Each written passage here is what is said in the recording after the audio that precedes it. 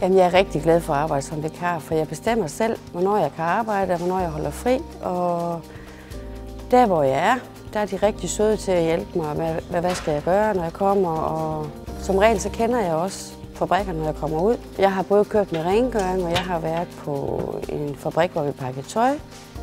Og jeg ved, hvordan det foregår, når jeg kommer. Fordelen ved at arbejde som vikar, det er, at du lærer en hel masse nye computersystemer at kende, og en hel masse nye mennesker at kende fra hele verden faktisk. Jamen, du lærer generelt, hvordan de arbejder i forskellige steder, du kommer. Så hvis du på et tidspunkt søger noget fast arbejde, så har du faktisk erfaring fra alle de steder, du kommer.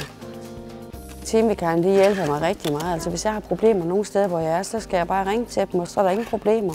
Og fordelen, synes jeg, det er, at de samme mennesker, der sidder der. Jeg kender dem, der sidder på kontoret, og så der er ikke noget.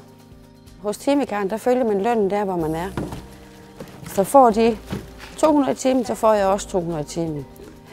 Og det er dejligt. Så du bestemmer selv, hvor meget du vil have i løn, faktisk. Alt efter, hvor meget du vil arbejde.